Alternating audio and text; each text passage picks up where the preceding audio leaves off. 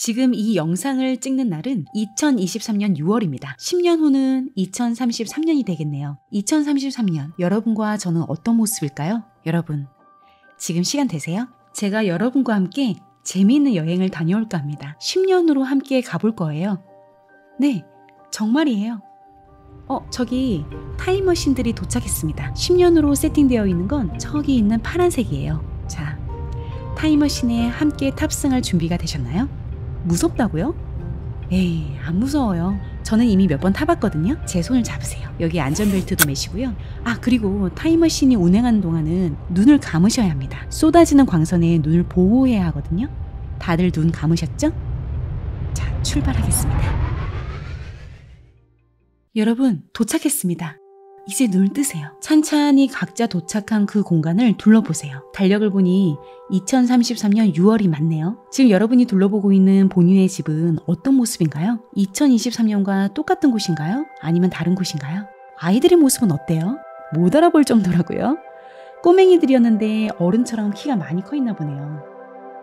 타임머신을 탔던 2023년엔 없었던 아이가 있다고요? 앙증맞은 모습으로 유치원 갈 준비를 하고 있나요? 그 아이는 여자아이인가요? 남자아이인가요? 여러분이 하고 있는 일은 어떤가요? 10년 전과 같은 일을 하고 있나요? 똑같은 사무실로 출근을 하고 있나요? 아니면 다른 일을 하고 있나요? 출근을 하지 않고 집에서 업무를 편안하게 보는 그런 상황은 아닌가요? 지금 각자 도착한 그 공간에 거울이 있을 겁니다. 그 거울 속에 비친 자신의 모습을 봐주세요. 어때요? 여전히 젊고 매력적인가요? 체중계 위에도 한번 올라가 보세요. 몸무게는 몇 킬로그램인가요? 기분은 어떤가요? 그토록 간절히 원했던 경제적 자유, 시간의 자유를 얻은 상태로 보이나요? 2033년에 여러분은 결국 부자가 되어 있나요? 그리고 이건 제일 중요한 거예요. 지금 여러분이 손에 들고 있는 그 전화기로 부모님께 전화해 보세요. 부모님 두 분 모두 그 전화를 받으시나요?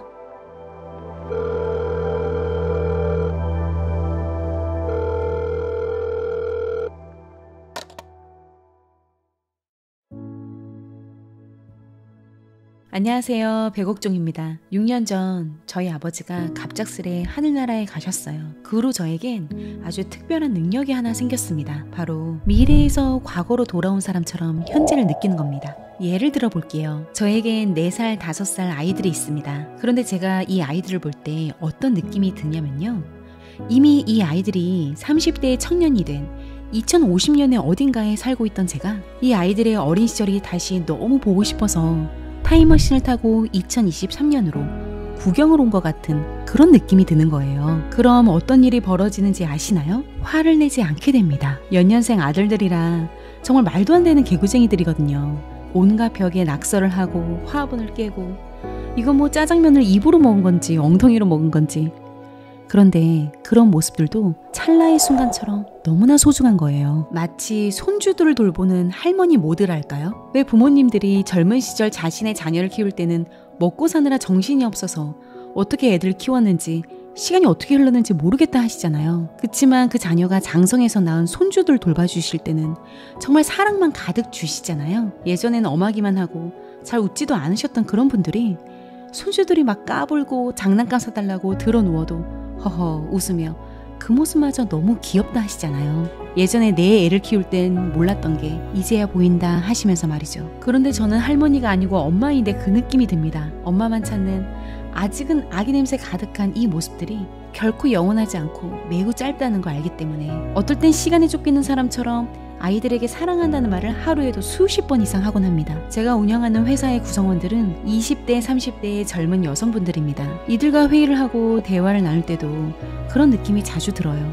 50대, 60대, 중년의 나이가 된 그들의 모습이 자꾸 보여서 어떨 땐 저 혼자 회의에 집중을 못할 때도 있습니다. 주름지고 흰머리가 희끗해질 이들의 인생에서 가장 싱그럽고 활기찬 인생의 전성기인 지금 우리 회사와 브랜드를 위해 이렇게 열심히 일해주는구나 그런 고마움이 들어 어떨 땐 눈시울까지 붉어질 때가 있어요. 물론 우리 팀원들은 제가 회의 중에 가끔 이런 생각과 느낌에 빠져든다는 걸 아무도 모를 겁니다. 그런데 제가 어떻게 이런 생각을 하게 되었을까요? 거의 매주 북한산을 등반하실 정도로 건강하셨던 아버지가 갑작스레 영영 만날 수 없는 곳으로 가버리셨을 때 저는 심장이 찢어질 정도의 후회와 그리움에 몸서리쳤습니다. 그리고 너무나 간절했던 단 한 가지, 단 하루였습니다.